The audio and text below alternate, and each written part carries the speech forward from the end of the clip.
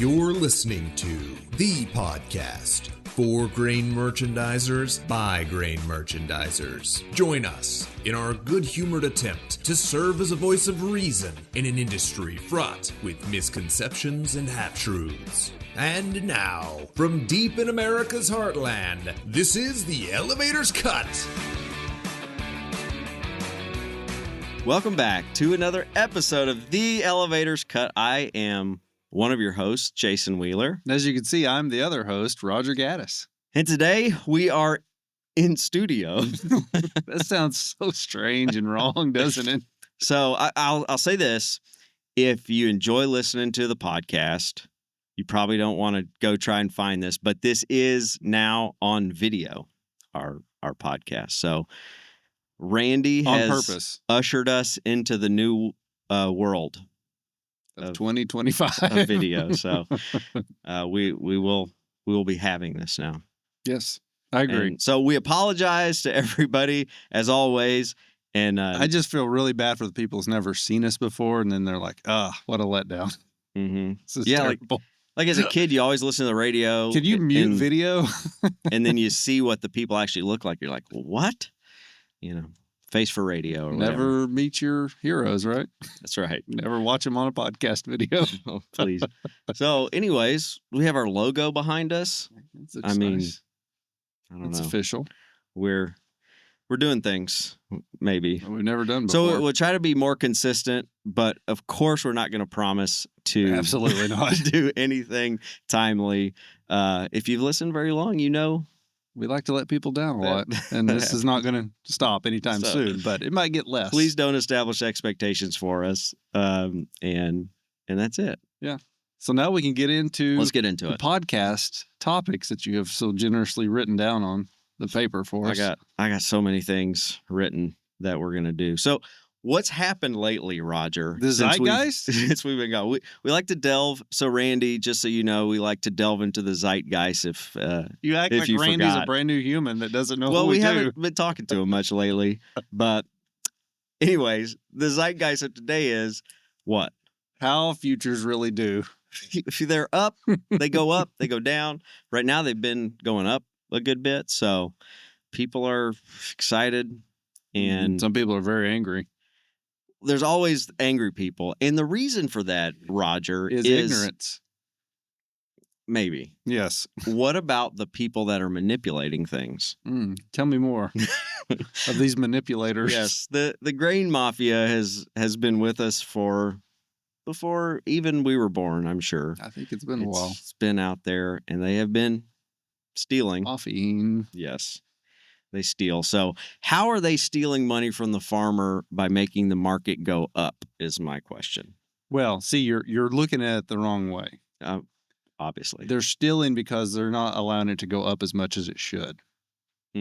So what I learned today on the Xbox, not the game, but the Twitters, is that there's too many speculators out there.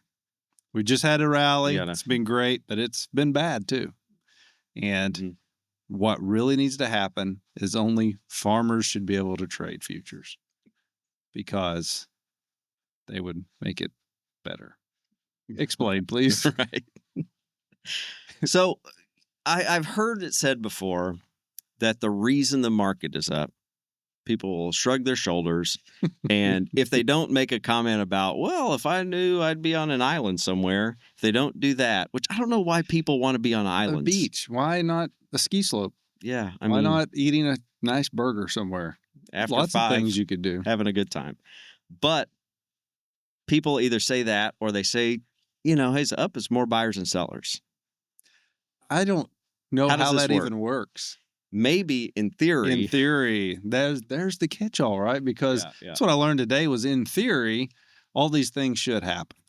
Correct. In theory. And it stems because this person is asserting he knows how the minds were working of the people that invented futures back 8,000 years ago, whenever this started. Yeah.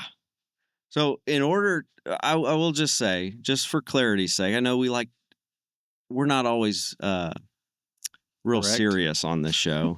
And sometimes we might be saying something sarcastic, but so this is a non-sarcastic thing. when someone buys Sure about that. when someone buys a future, it's condescending, but it's not sarcastic. Gotcha. Okay, Gotcha. so I when can somebody get on board with buys that. it, they buy it from someone who sold it. A futures contract, a toothbrush, anything like that. You can't have a buyer without a seller. You can't have a seller without a buyer. So in theory, Yes. I don't know how you have to say in theory, but you can't have one without the other, right?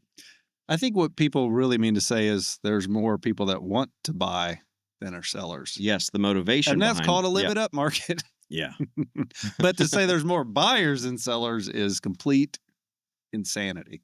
Yeah. And especially when it comes to the futures market. So the other thing is when it comes to the only farmers should be allowed to do. Is that right? Is that what you said? Can you imagine? There'd be no commissions. It'd be free. It'd be like farm freight. Everybody know all farmers want the market to go up. So I don't even know how that works in a futures context. That's what I say. But what if I'll buy you. I'll buy you. What if the government subsidized the brokerage for them? That'd be great. Anyways, no, that's what I was thinking. Farmers are like, all these people are buying futures. They don't want to take it, and they should have to deliver it in their lobbies of their big bank buildings, or I don't know what people think. But anyways, only farmers should be allowed. What does a farmer do? How does a farmer hedge his grain with the futures market? Trick question. He doesn't. Well, that's probably true. But if only farmers could do, how do you do it? Well, you sell futures. You got to sell something, right? Well, what if everybody sells futures? Market goes up because it's just farmers. Yeah, so selling pressure. So of course, that the reality is there needs to be someone on the other side of those trades that accepts the risk, whatever it may be, and has a different opinion in the market. Without that, all farmers are bullish, right? So that's one opinion. I don't think a futures market works that way. I don't think anybody's going to take the other side of a want to go up if everybody else that could partake is also saying, I want it to go up. Explain to me, please. But the guy said, in theory, this is how this works. No, in reality, there's longs that have bought, there's shorts that have sold. And guess what? The CME is a clearinghouse. Mm-hmm. They make sure there is one side doing one thing and one side doing the other. That's the whole reason that thing exists, is a clearinghouse for the market. Change my mind, Jason. Well, I just think of it like if that was ever able to have, like, you have to be able to deliver on it to trade in this market. I don't think the outcome folks want would happen, I guess, is my thing. Well, because of convergence? Yeah. No, but they'd be trying to actually sell their grain because the prices go up, and then that would cause the market not to go up as much and all that stuff. But yeah, if it's only the people that can deliver the grain, then I think it's like the old Scooby-Doo shows we watched, right? Farmers, who's the guy driving the markets down? And they lift up the mask, and it's like, oh, it's another farmer. A mirror. Yeah, it's me. It's a mirror. Yeah. So, anyways, it's good. That for some reason the idea is out there that the futures market should be either a reflection of or the actual cash market. It's a straight. All the futures market is a benchmark. It's just a benchmark. So everyone who grows corn in any part of the country has a benchmark to go off of to set a price, a local cash price. It's a basis, right? Basis on top or below the futures. That's what it's for. But for some reason, this persistent idea that the futures market is the cash price out there, and it always comes from the states where they have unders on basis. Go figure. Mm-hmm. But that's it's not a cash price mechanism. It is a benchmark for cash prices to be set, not the cash price itself. Does that make sense? Do you agree with that? Pick it apart, Jason. I agree. Everybody who has an opinion that can buy or sell it and put their money behind it is what has created the price that is there today. And so it's like, boy, well, we all know that the price is gonna or should do this. No? Everybody that knows all the things they know have already. So you're saying traded that. everything's priced in? It's all priced in, man. But well, the it's kind of like the prisoner's dilemma thing, right? If all the farmers were the only ones that, or producers are the only ones that could trade futures and somehow just managed to drive up the futures price, who blinks first, right? Who sells? And then what happens when everybody sells? What goes down? Everybody feels good, right? Except for those guys that didn't sell. Right. Yeah, and that's another thing that goes around on Twitter at times is there's certain personalities who will say that say, by gosh, we should just all band together and hold everything and show these people where to stick it. And yeah, it's a great thing to do with a perishable commodity. Just put it in the bin. Yeah, it'll work. But the other thing I think that there's misconceptions about is the whole delivery process, and yes, the threat of delivery is what makes it have relevance to the market, to the physical grain. If we're talking corn or wheat or whatever, like that's the threat of delivery. It has to, you said convergence, your favorite word there. So good. So but it has to match up with reality. Can't at some have point. Convergence without con. Right. That's right. Grain Mafia loves a good con. So anyways, that's what forces it to line up with reality. It has to eventually It's almost like it becomes real. a cash contract. Am I right? Yeah. That's what a futures contract is, right? It's a forward contract to deliver grain at a price, all that stuff. Qualities are spelled out in it, everything. So, but the idea that I think is out there that is so false is that just because somebody's not delivering on futures contracts, that they aren't hedging, they're speculating. Right. And that's the thing. I mean, coming from where we come from, working with grain elevators, what percent of 100% of our customers are using the futures market to hedge. They have a cash transaction they are executing, and they need to protect themselves from price movement. An elevator does not want price movement, or they don't want price risk. They want to be price neutral. Yeah. So price movement can happen all they want, and they can still service their farm customers, their feed customers, their user customers.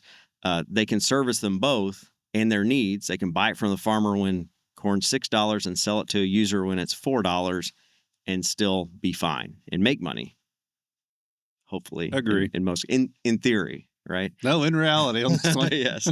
So anyways, they do all this stuff, but those guys, they're hedging their purchases, their sales. They're never delivering on futures contracts. They're never taking part of that. Why? You're supposed to if you use futures, Jason, is what the internet told me. Right. Well, that's the thing that people like to bring up. Is like, well, over 99.8% of all futures contracts never get delivered on. Therefore, there's too many speculators in the market. It's like, that's not how it works, man. But because that 5,000 bushel futures contract turns into a 5,000 bushel contract, it does get delivered upon or take delivery of at some point at the end. It's a thing. It can happen. But between when it starts trading and that time, it's got another purpose. Right. It's got a whole nother purpose to be out there. Right. The elevator's only using it, and any hedger, I guess, but we come at it from the elevator standpoint. It's a placeholder for us. So I'm going to buy this grain from the farmer and sell futures because I've bought it for a price and sold it for a price. That way I'm hedged, and I can allow time to pass until it's needed from the user. And we have to have that function because harvest is once a year and chickens eat all year round. So think about this. So if this line of thought is carried out, say, maybe it wasn't just farmers that can use futures. Maybe it's just someone involved in production ag. Let's take that step. Mm-hmm. So there's a lot of farmers, they want nothing more than the futures to go up. Absolutely. That's all it should ever do. I think most of the end users would take the other side of that and say, we want nothing to do but the futures to go down. How does that work?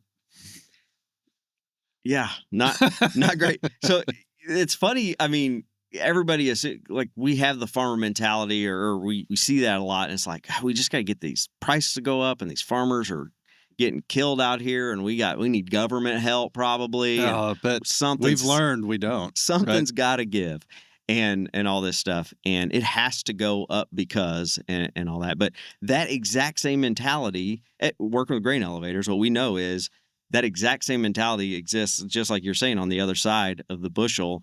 There are larger than you would think users of grain that are just like, gosh, let's wait on that price. Let's try to get it cheaper. Let's wait on that price. It's like, man, aren't you guys hedging and managing like everything you're selling in the grocery store and stuff? Like Wheaties and bread? Come on, man. They got so much wheat in it.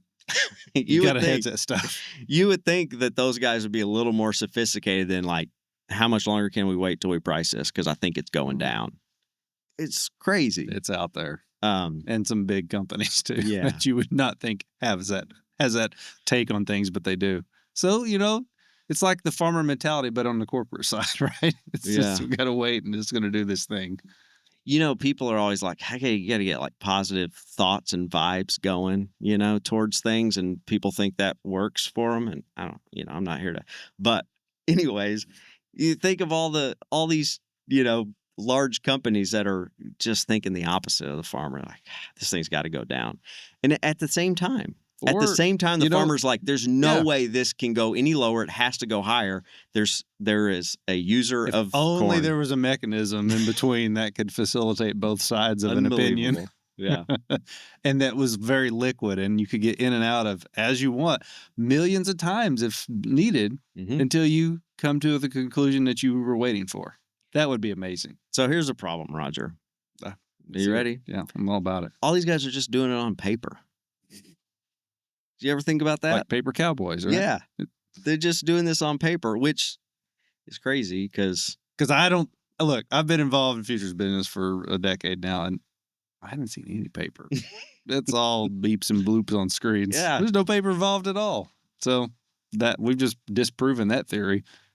Yeah, I was putting together a presentation to explain the futures markets, and I was looking at old pictures like, of the pit. Yeah, the guys are yelling. They're not even back then. They're holding, and some iPads? of them have pieces of paper. No, I'm saying they have pieces of paper and they're yelling and they're writing things down or whatever. Paper traders, but they're not.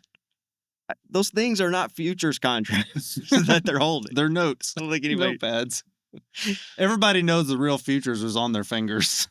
But that's another weird thing about Twitter. All these people are like, oh, I wish the pits would come back. It was so great. And it's like, was it really? Because I've heard horror stories from back then, but nostalgia, right? Am I right? Afterwards they all went to that bar right outside. The Peanut? Yeah. And they had a good time celebrating. Oh yeah. It's sad, but it's a part of the Twitter life. So the other part of this that bears mentioning, I think. Mention bears? Bears mentioning one of the Don't mention bears. Okay. People are upset about that. Yeah, that's right. That's right. Bull only. Let's say the farmers had their way and they traded futures and somehow magically it only went up and they got super high prices. Let's say it gets to like 1086 corn. Or something oddly specific. Yeah. That's what beans are. I think specifically, like that's almost exactly what beans are, but go ahead. Yeah. So let's say it goes up something like that. What do you think basis would be? Because again, we've determined that the futures market is not cash price and there's still local cash price. There's still a certain amount and only a certain amount end users will pay for grain before they just shut the plant down or what have you, or find it from, even with tariffs, they could probably find corn cheaper than $10.86 out of, Western Oklahoma. They could probably find it cheaper out of Brazil for $9.86 shipped into the port of Norfolk, whatever it is. Basis would be pretty low, I think. $30 beans and basis is $18 under, Yeah. Which, hey, as a basis trader, I relish that. Let's try that. That's great. Those you years would when trying wheat, to steal in that $30. That's the $30 Ukraine thing when wheat got to $13 a bushel and that people belongs were buying to the farmer. $3 under. That belongs to the farmer. So how dare you? Well, they shouldn't have lost it. That's their fault. They probably had a chance to sell a better basis. That's before why it got they there. want to just go ahead and deliver. They just got to learn how on to those get better futures. at doing basis onlys and then setting futures, or vice versa. Yeah. You got to take one easy decision and make it into two less easy decisions. That's the key to farm marketing excellence. More decisions. I don't think that's true. I don't either. Honestly. But you would not know that from the zeitgeist. That's right. Well, it's been a it's been an interesting season in that we just did a meeting in Memphis. So with grain merchants, we survived. Yes, well, Yeah. What a beaut. Unbelievable. We made it. Another year. Yeah. We just keep pressing our luck. I don't know why we keep doing it. I don't know. Live dangerously. But it sounds like despite the price levels going up, that farmers are still not doing well. Not happy. They don't have a positive outlook. Well, what happened this year? I mean, it was low at harvest prices in the late 2024. Prices were low, but a lot of guys needed money because it's been a couple of years of lowish prices. So they sold a little more than usual because it's like, well, we just got to go. And they also sold more because they grew more in a lot of places. Yeah, that's true. We don't account for that. Talk about that. So they sold a little more aggressively and then of course the prices went up after harvest. So who could have ever seen that happen? Then they're frustrated that they had sold when they did, but regardless of the fact they still could have sold better last June for harvest. Yeah. and regardless of the fact too that it's a weird deal. And I've always said, like, I think our goalposts are in the wrong place for farm marketing. Absolutely. It should be because harvest. everybody, it's February and it's like prices are high and I already sold my harvest stuff and I'm so stupid and I wish I would have paid somebody 30 cents to DP my grain before this price rally 30 cents. Whatever, they're frustrated. But really, you should have the February rally and should be great because I have next harvest year, right. to sell. Yeah. That's the beauty. All the bad things we've said about the futures market that don't make sense and are unfair. One great thing about it is the entire reason it was created and exists is for a farmer to be able to sell his grain when prices are good for the future. And that was the thing is because you think about, what am I going to plant this year? Should I plant what's more profitable, corn or soybeans or rice or whatever it may be? And you decide in March and you make decisions. You buy seed and fertilizer and all the stuff that you got to do. But then I can't sell it till I harvest it. And if everybody makes the same decision by the time harvest gets here, it's going to be so much of it. Prices are going to be low. So it's kind of a tough spot to be in. But the futures market allows it to be like, hey, I'm planting it today because the price is good, so I'll sell it today too. And then I'll have that price when I harvest it. And what a whiz bang that'll be. Unless it goes up. Yeah. And if it Which goes is up, the we're thing mad. they want to happen. Right. And then they're mad when it does happen. It's the strangest thing. Yeah. But so what I've always said is like the goalposts need to be, I've got from, it's February, I got from now until harvest comes to sell a good price. If I don't whatever I don't have sold by then, hopefully I sell some good prices. But if I don't have it sold by then, let's sell it at that point. And then if the market rallies again, that's good because I'm farming next year. We're obviously saying this because we're pro elevator and we want the elevators to own harvest basis. Yeah, there's nothing wrong with that. Absolutely not. Well, the truth is, like I said before, the grain all comes at once. It has to go somewhere. So if you're a farmer that has bins, you should get the value of that. But that the elevators are getting. Do you get that just by putting it in the bin? No, you have to have it sold by harvest, right? And so if I don't know why bins, that's such a hard thing for people to wrap their mind around. But it is. Well, it's almost like they think it's not allowed. I can't book anything unless sticking the farm bin before harvest. Well, yeah, you can. Yeah. Well, and if you think about what an elevator margin really is, how much it really is for providing that service of holding the grain till it's needed, right? It's not huge. It's, after cost, it's really not huge, profitability wise, right? But farmers, assume they're making something huge, probably. because they're not me and they're stealing from me probably. But no, they make something huge. But the other thing is like if you said, yeah, you should get like 35 extra cents from having a grain bin wherever you are. And it's different depending on where you are in the country. Right. But let's say it's 35 cents and that's the value. Well, I mean, the market could be up 35 cents in 48 hours. Right. And it could be up $1.50 in a month. And that's absolutely true. And so that the enticement is, well, if I don't sell it, I won't make that 35 cents, but I might be able to. I can hold for a few months. Maybe I'll get $2. Maybe it'll go to 10.86, like Roger said. I heard on that podcast when Roger was talking about 10.86 corn. Stuck in my brain. And that's where we're going. He called it, and that's what I'm getting for it. It's just math. If you adjust for inflation, look out. By the way, speaking of inflation, if we had $10 corn, that's the other thing is like nothing else would change it. It's not like land would go up or equipment. People's like political alignments don't align with reality. Wanting corn should be $10. With this one thing to change. You also think that we're going to make eggs cheap. How are we going to do that with $10 corn? And I don't know. Just a lot of things go into mandates. I've never been on one of those, but anyways. So good. So people are crazy and we know that. But from the elevator side of things, the conversations you have on there a lot of time is, and you hear that, heard all kinds. I heard so many things that were inappropriate when I first started out in Louisiana at that elevator.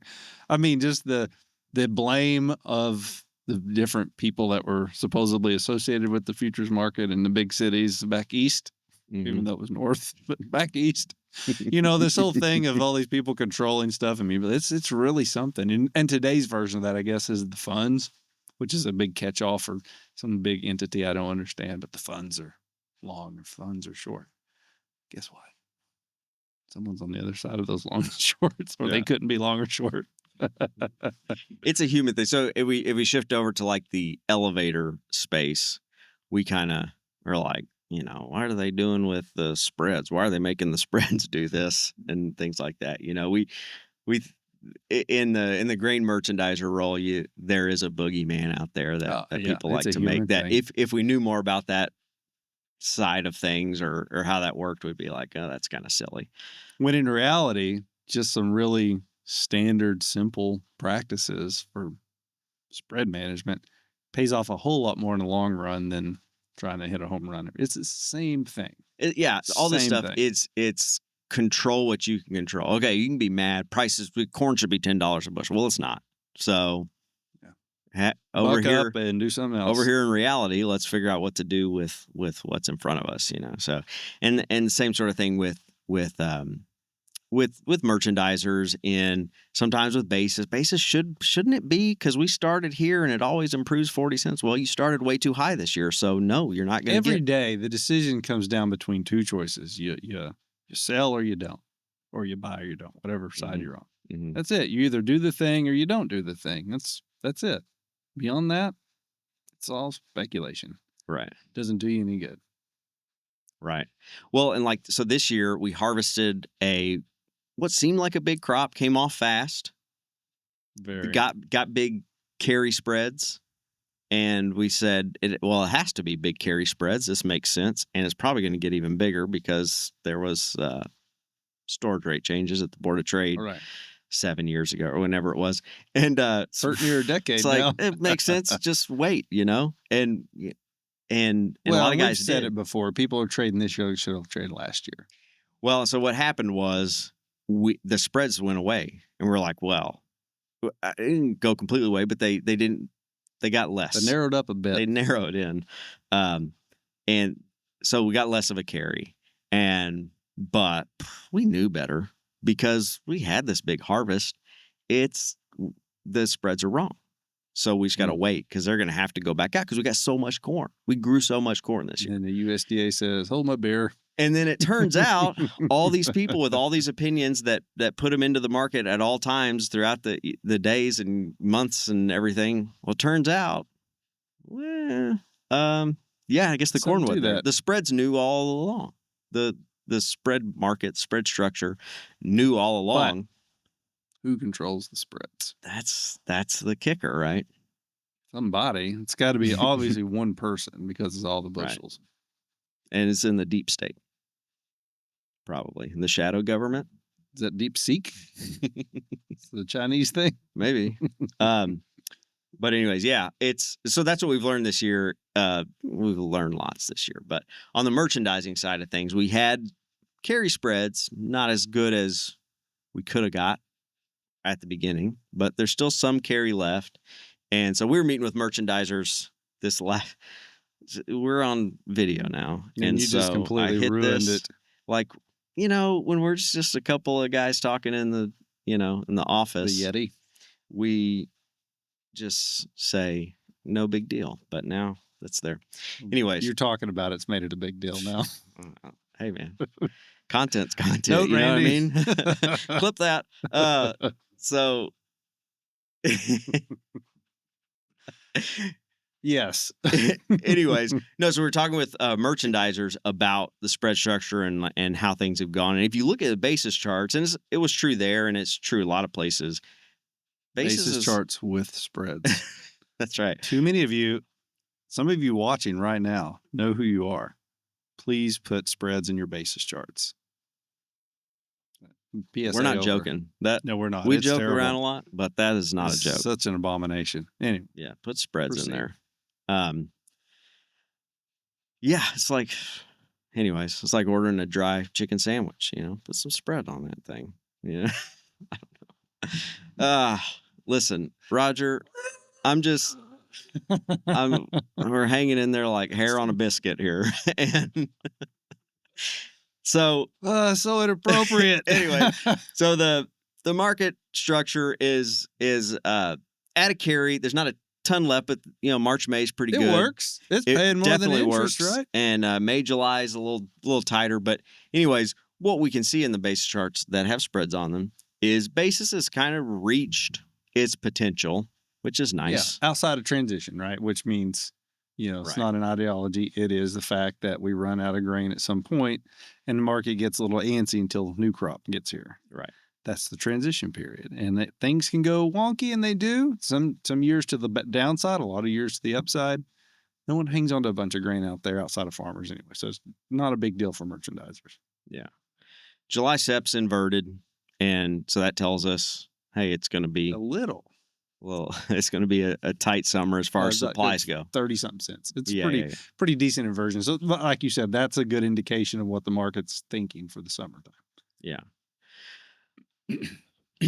So the general merchandising outlook is, I think everybody knows, like, hey, you don't hold corn to an inverse, or should know, and you're taking a big risk if you do. So most people, I shouldn't say everybody, most people are not going to carry it past the carries into that inverse. However, a lot of people are maybe holding out for a lot higher basis before then, and I don't know that that's really reasonable. And they'll be up to a wall and then have to puke it out. This is what you're getting at. Yeah. Right? Yeah. I feel like your thing is it feels toppy. The basis, a little toppy. We're in a strong range of basis, and you can't pick the top of anything, but when you're when it's behind you, you can. That's easy. When you're generally in a high range, and so if you're frustrated because it's not as much margin as normal, there's nothing you can control about that. Right. The basis gets to where it gets, and if you're in a market, just for example, if you're in a market where typically basis improves, say 40 cents after harvest, mm-hmm. and you've already seen that improvement, it's probably not realistic to expect it to continue to improve a whole lot more. Right. Could it? Yes. Anything's possible. Is it probable?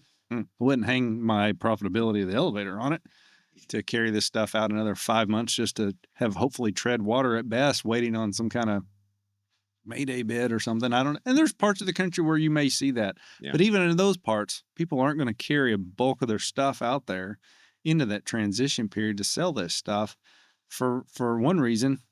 There's cash flow, there's logistics, there's grain quality concerns, all these things you got to deal with. Aside from the fact that when end users get antsy out there and are bidding crazy numbers from stuff, they don't want to buy a whole bunch of it. Buy just a little, just a little, Yeah. just a little. Keep chickens from dying. We're not going to go load up our bins on all this stuff. So you maybe wanted to sell 1 million bushels. Maybe they want 10 truckloads, and that's it. You know, so. Yeah, what we know about basis too, carrying out into that, other than, you know, like you said, that's a huge point, is volume wise, it's not, you're not gonna be able to hit a home run with a lot of bushels. So don't do it on very much if you did it at all. But generally what we know about basis is we say basis follows the spreads. Because it do. Trying to outstay a position for that is, you think, yeah, you know, it's inverted 30 cents, but I think we're going to have a strong basis in the summer because of that. And you will have a stronger basis, but it's after that inverse and all that we've talked about before. But I think a good rule of thumb is it's very hard to have basis make up what an inverse took. It just usually does not happen.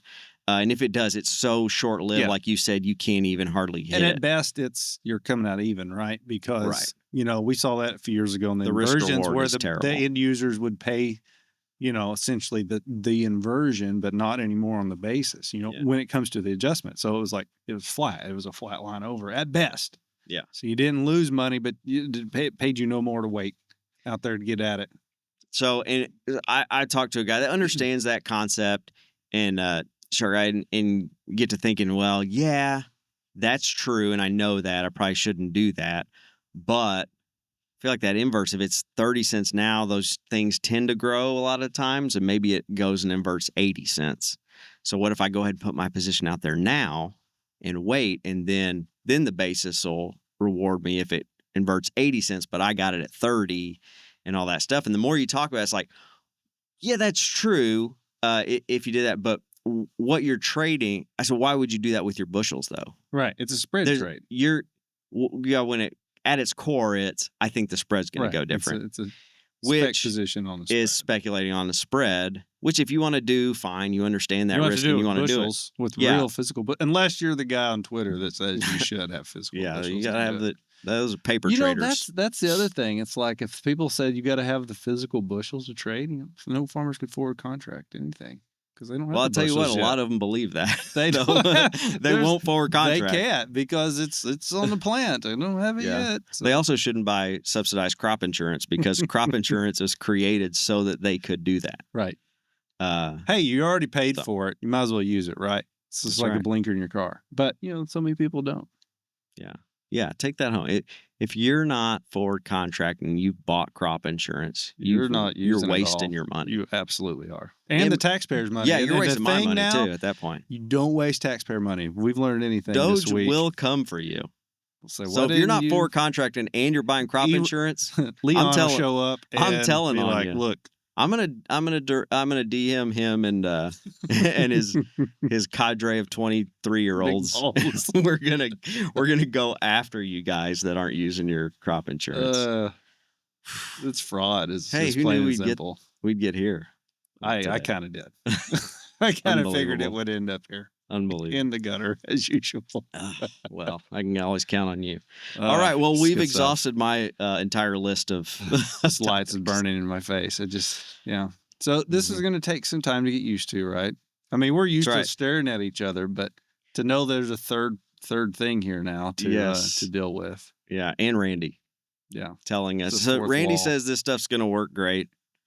Rogers, we know what his history is like. Roger's a skeptic, but yeah, maybe on YouTube. I think we'll be on YouTube, and obviously we've always been on X, Twitter, right?